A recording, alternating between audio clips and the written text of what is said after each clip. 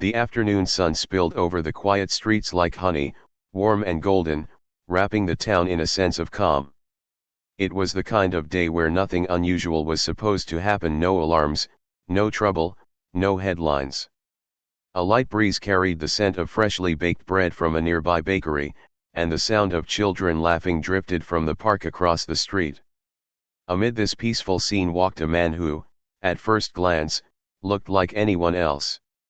Tall but not intimidating, dressed in a simple dark jacket and jeans, he blended into the crowd effortlessly. He carried no bags, wore no flashy accessories, and moved with an easy confidence that drew no attention. In fact, if you passed him on the sidewalk, you probably wouldn't remember his face an hour later. But someone did notice him. Two patrol officers in a cruiser had been parked near the corner of Maple Avenue for nearly an hour. They weren't expecting trouble. A traffic stop here, a minor complaint there, that was their usual afternoon. But when the man crossed the street, something about him caught their attention. Maybe it was the way he glanced over his shoulder. Maybe it was the way he seemed too calm. "Hey, you see that guy?" Officer Daniels muttered, adjusting his cap. His partner, Officer Reed, leaned forward. "Yeah. Doesn't look like much. But something's off." Within seconds, the calm afternoon shifted. The patrol car rolled forward, slow at first, then picking up speed. The man didn't notice, or maybe he did and simply didn't care. He kept walking at the same steady pace, hands in his pockets, eyes forward. The officers stepped out of the car. "Sir," Daniels called out. "Can we talk to you for a second?" The man stopped, turned, and met their eyes. He didn't say a word. A flicker of surprise, or was it recognition, flashed in his gaze. But it disappeared just as quickly. "Is there a problem?" he asked finally, his voice calm, almost polite. "We just need to ask you a few questions," Reed replied. A couple of pedestrians slowed their steps, sensing tension. A young woman holding a stroller paused at the curb. Two teenagers lowered their skateboards, watching carefully. The man didn't run. He didn't resist.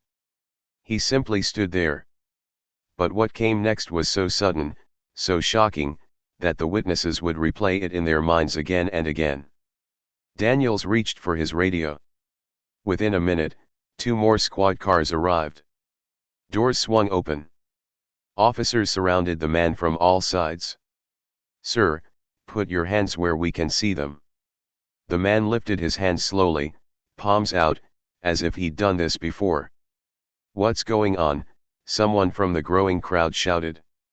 No answer. "On your knees," Reed ordered. A sharp gust of wind cut through the air as the man knelt on the warm pavement. The sound of metal clicking echoed as the cuffs locked around his wrists. His expression didn't change. No anger. No fear. Just quiet acceptance. "Are you kidding me?" a man from the bakery yelled. "What did he even do?" Daniels ignored the question, guiding the handcuffed man toward the car. Several people had their phones out now, recording every second. "Name?" Daniels asked as they led him to the back seat. The man looked at him, almost with a hint of amusement. "Does it matter?" Reed frowned. "It will." The scene unfolded like something from a crime drama, but this wasn't TV. This was real. Traffic slowed as drivers craned their necks to see what was happening. A little girl pointed from the park, asking her mother why the man was being taken away. The mother didn't know how to answer. Back at the patrol car, Daniels pushed the man gently but firmly into the back seat. He didn't resist. His eyes scanned the crowd one last time before the door shut, hiding him behind dark-tinted glass. Inside the car, Daniels exchanged a quick glance with Reed. "We don't even have probable cause. Dispatch just said detain and hold. No details." "Then someone higher up wants this guy," Reed muttered.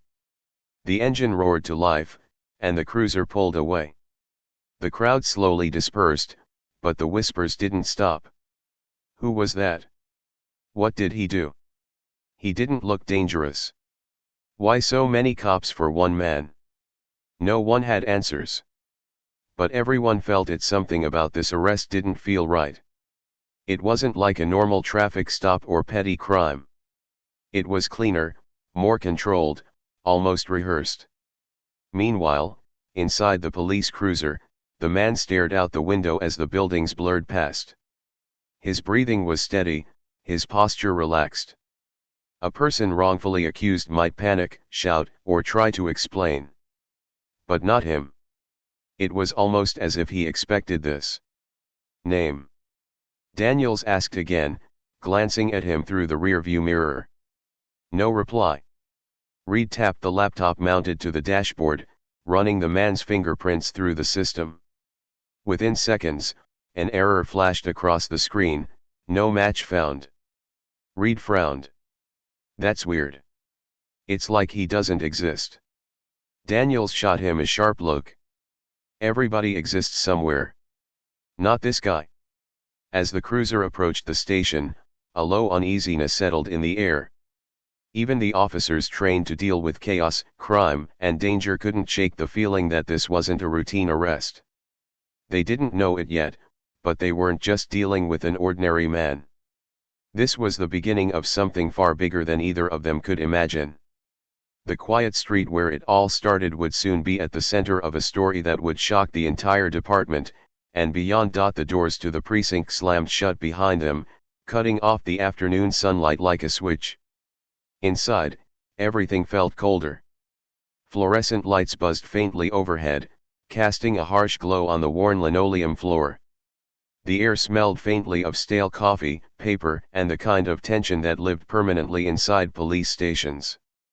The man in the dark jacket walked silently between officers Daniels and Reed, still cuffed, still calm. No resistance. No protest. Just quiet.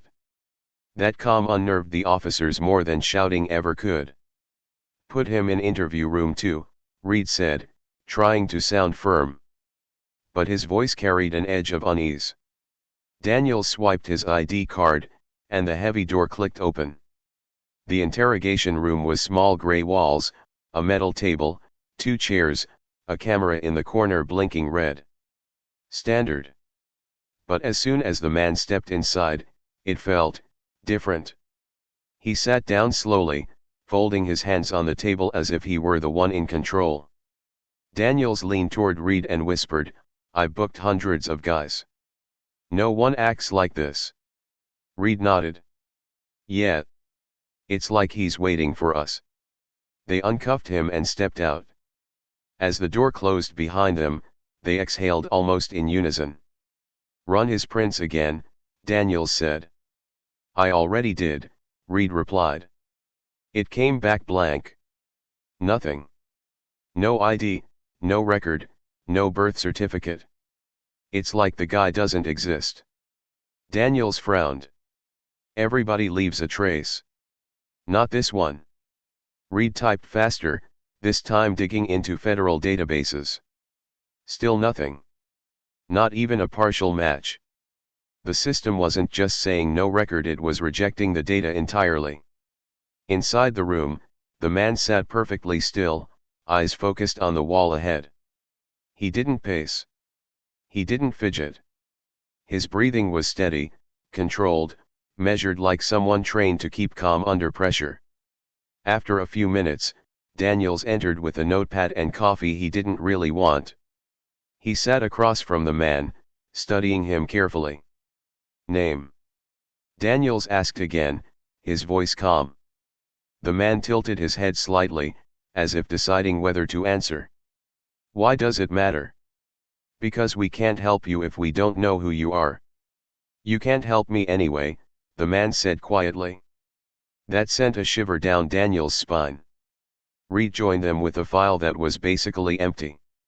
"No ID, no fingerprints, no social, no nothing," he said flatly.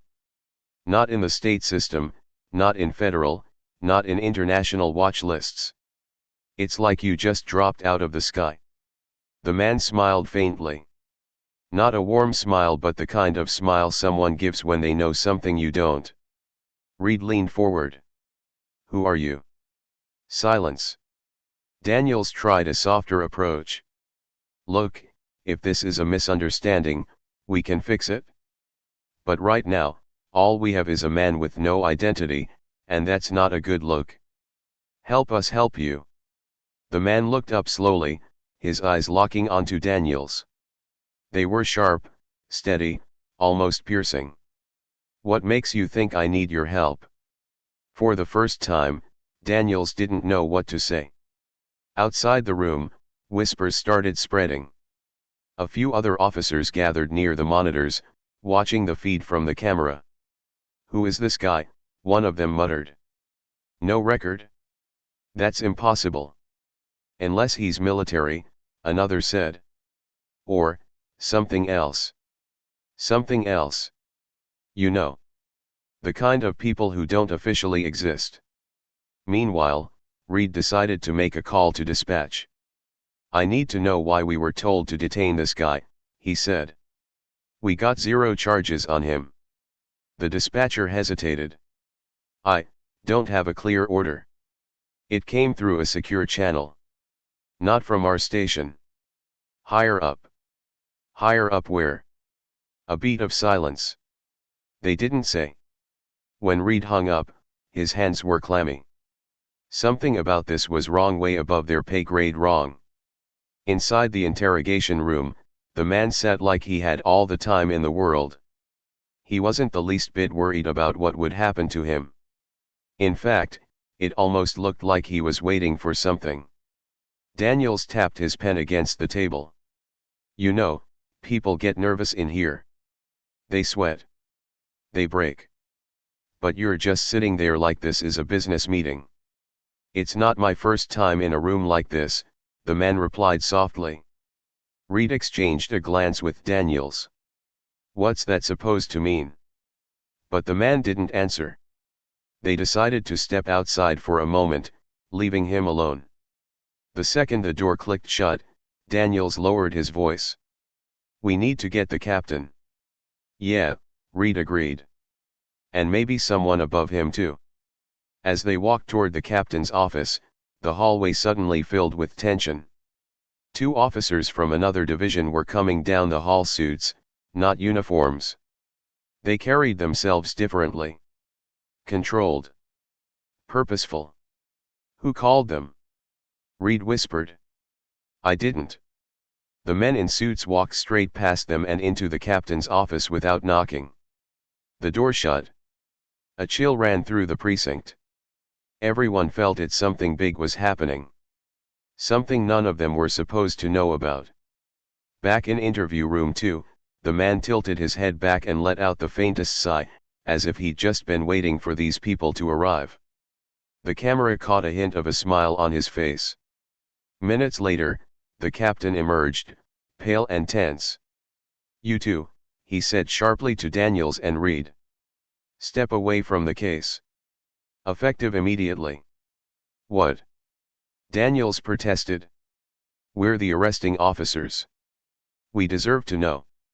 You don't need to know, the captain snapped. Reed took a step forward. Sir, who is he? The captain's eyes hardened. That information is classified. They exchanged a look, a silent acknowledgement that whatever they had stumbled into wasn't just a bad arrest. It was a storm they were being pushed out of. Inside the room, the man sat patiently, as if every piece of this was unfolding exactly as he expected. His silence wasn't weakness. It was control. And at that moment, Daniels and Reed realized something chilling: they hadn't arrested him. They'd walked straight into his story. The hum of fluorescent lights filled the corridor like a low, endless drone. The tension that had begun as a quiet uneasiness had now grown thick, heavy enough that everyone in the precinct could feel it pressing against their chest. The man in the dark jacket remained in interview room 2, as still as a shadow. He hadn't asked for a lawyer. He hadn't made a single phone call. And perhaps most unnerving of all, he hadn't spoken another word since the captain ordered Daniels and Reed off the case. Outside, Daniels leaned against the wall near the monitor room, fists clenched. Reed stood beside him, his jaw tight. "This is wrong," Daniels muttered. "We arrest a guy with no ID, no record, and suddenly suits show up. What the hell's going on?" Reed lowered his voice. "I don't know. But whatever it is, it's way above us." At that moment, the captain stepped out of his office with the two men in black suits. They moved with a quiet authority, like people used to having doors open for them without asking. Their eyes scanned the hallway sharp, calculating. "Officers Daniels, Reed," the captain said stiffly, "you're both being reassigned. This case is no longer under local jurisdiction." Daniels took a step forward. "Sir, with all due respect, we brought him in. We have a right to know why." The taller of the two men in suits spoke before the captain could answer. "No, you don't." His voice was calm, deep, and final. Reed frowned. "Then who are you?" The man flashed a badge so fast it was more suggestion than proof. "Let's just say, federal." A cold silence settled over the hallway. The suits disappeared into the interrogation room, closing the door behind them. Through the glass, Daniels and Reed could see them talking, but the room's audio feed had been cut. The blinking red light on the cameras switched to black. "They shut it off," Reed whispered. "They actually shut it off." Daniels' heart pounded. "Since when do they have the authority to do that without a warrant?" "Since whatever this is isn't normal law enforcement," Reed said grimly. Inside, the man remained seated, hands folded. When the taller suit leaned forward and whispered something, the man's expression didn't change, but something shifted in his eyes. A spark. Recognition. The shorter agent placed a black folder on the table. It had no labels. No seals. No official stamps. Just matte black. The man glanced at it, then back at them. Slowly, he reached forward, flipped it open, and scanned its contents. Then he laughed. Not loud, just a quiet, unsettling chuckle that made the two agents stiffen ever so slightly. "What's so funny?" the taller agent asked. "You're late," the man replied. Outside, Daniels and Reed were joined by Officer Morales, who had been monitoring dispatch. "You guys aren't gonna believe this," she said in a hushed tone. "I just checked the log. The order to detain him didn't come through local or even state lines. It came from a closed federal channel, no signature, no location, no timestamp." Daniels stared at her. "That's impossible." Morales shook her head. "I've never seen anything like it." Suddenly, the door to the interrogation room opened. The suits emerged, their faces tight. One of them turned to the captain. "We'll take it from here." "Take it?" Daniels repeated. "Where?" The taller agent gave him a hard look. "You didn't see him. You didn't arrest him. This never happened." Daniels stepped forward, anger rising. "With all due respect, sir, you can't just—" "Yes," the agent interrupted, "we can." The captain barked, "Daniels, stand down." But it was too late. Daniels caught a glimpse of the black folder left behind on the table, still slightly ajar. A corner of a photograph peeked out. Before the agent could stop him, he reached for it. In that brief, stolen second, Daniels saw the image. It wasn't a mugshot. It wasn't a driver's license. It was a military photo. The man in the dark jacket was dressed in full tactical gear, standing among a group of people whose faces were blurred. The caption beneath it wasn't a name, it was a code name. A single word, Aurora. Daniel's throat went dry. He flipped the page further, and what he saw next made his blood run cold. A list of classified operations. Dates. Locations. Each one marked redacted. The agent snatched the file away before he could read more. You've seen enough. Reed stepped forward. Who is he? The agent leaned in close. He doesn't officially exist. And if you know what's good for you, you'll forget you ever saw him. The man in the jacket was escorted out moments later, no handcuffs this time. Not a single officer stopped them. As they led him down the hallway, Daniels caught his eye through the glass. The man gave the faintest nod, like a soldier acknowledging an equal. Then he was gone. Outside, two black SUVs waited with their engines running. Tinted windows. No plates. The suits guided him inside, and within seconds, the convoy disappeared down the road, leaving nothing but the faint smell of exhaust and a precinct full of unanswered questions. Back inside, Daniels and Reed stood in the empty hallway. Aurora, Daniels muttered. What the hell does that mean? Reed shook his head slowly. I think we just arrested someone we were never supposed to touch. The captain appeared behind them, weary. You two didn't see anything. You didn't hear anything. Write up a routine detainment report and go home. Sir, this isn't right, Daniels said. Neither is what you just stumbled into, the captain replied. Some doors, once opened, you don't come back from. Close this one. He walked away, leaving them in stunned silence. For the first time in their careers, Daniels and Reed felt something they'd never felt in uniform, not fear of criminals, not fear of danger, but fear of the truth itself. Whatever the man's real identity was, it wasn't just shocking. It was dangerous. Night fell over the precinct like a heavy curtain, and with it came an eerie stillness. Most officers had gone home. The few who remained spoke in low tones, careful not to say too much, as if the walls themselves were listening. The earlier commotion, the sudden arrest, the arrival of the black SUVs, the agents in dark suits lingered like smoke after a fire. Officer Daniels sat alone in the break room, his badge on the table in front of him. The vending machine hummed softly behind him, the only sound in the room. Reed entered a moment later, his face still carrying the same tight, unsettled look he'd worn all day. You couldn't sleep either, huh? Daniels muttered without looking up. Reed pulled out a chair and sat across from him. How do you sleep after something like that? Neither spoke for a long time. The clock on the wall ticked steadily, each second feeling louder than the last. Finally, Reed leaned forward. I can't stop thinking about that file. Aurora. It wasn't just a name, Dan. It looked like a code name. Daniels nodded slowly.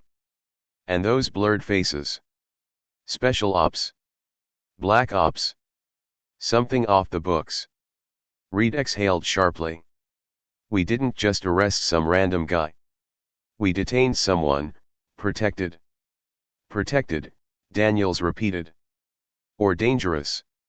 Outside, the wind howled through the parking lot, rattling the flagpole against the steel base. Something about the sound felt like a warning. A sudden return. At 11:43 p.m., the quiet was broken by a sound that made every officer in the building freeze.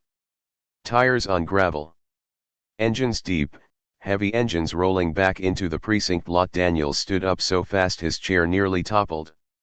Don't tell me, Reed started. But when they looked out the window, there it was, the same black SUV convoy. Headlights off. Moving like ghosts. What the hell are they doing back here? Daniels whispered. The front doors opened, and this time, there were more of them. 6 men in black suits, earpieces in their ears, eyes hidden behind mirrored sunglasses despite the late hour. And in the middle of them, walking like he owned the ground beneath him, was the man in the dark jacket. No cuffs. No guards forcing him forward. He wasn't a prisoner anymore. He was something else. The captain appeared at the top of the staircase, his face pale. You two, he said sharply to Daniels and Reed, you're not here. You didn't see this. Captain, what's going on? Daniels demanded. But the captain's voice was lower this time, almost a whisper. Go home. Not this time, Reed said, stepping forward. The man in the jacket reached the center of the lobby. He stopped, lifted his head slowly, and looked straight at Daniels. A faint smile crept across his face, cold, calm, unsettlingly certain. Evening, he said softly, like they were old acquaintances. Daniel's pulse pounded in his ears. Why are you here? The taller agent, likely the same one from earlier, stepped in. This man has been cleared of all suspicion. His detainment was a misunderstanding. Misunderstanding. Reed's voice cracked with disbelief. You stormed in here, blacked out our cameras, and took him like a ghost. That's not a misunderstanding. That's a cover-up. The agent's expression didn't change. What happened earlier doesn't concern you anymore. A whispered truth. The man turned slightly toward the agents and said something Daniels couldn't hear. One of the agents nodded, then surprisingly, stepped aside. The man began walking toward Daniels alone. No one stopped him. When he reached them, he stood just close enough for Daniels to see the faint scar running down his jawline. Up close, his presence was overwhelming. Not like a criminal. Not like a victim. Like someone used to command. I didn't expect you to open the file, the man said quietly. Daniels tensed. Then why leave it behind? The man gave a low chuckle. To see how curious you are. What are you? Reed asked, voice firm but shaking slightly. For a moment, the man's calm mask slipped. Once upon a time, I was someone who didn't officially exist. And people like me don't get arrested. Not without consequences. Then why didn't you fight it? Daniels asked. Because, he said, his voice lowering to almost a whisper, sometimes the easiest way to control a situation is to let it happen. Daniels swallowed hard. The man leaned in, just enough for only the two of them to hear. Don't dig, he whispered. If you do, you won't like what you find. Then, just as smoothly, he stepped back. The agents closed in around him again like shadows reforming after being scattered by light. A vanishing act. Within minutes, they were gone again. No paperwork. No signatures. No names. The convoy vanished into the night like it had never existed. The silence they left behind felt heavier than their presence. Reed ran a hand over his face. Dan, what the hell was that?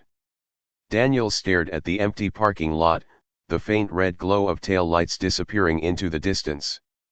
That, he said slowly, was someone who doesn't play by the same rules we do. They walked back into the station, but the air had changed. Even the other officers were quiet, avoiding eye contact, as if everyone knew they'd just witnessed something they weren't supposed to. The captain approached them one last time. Whatever you think happened tonight, forget it.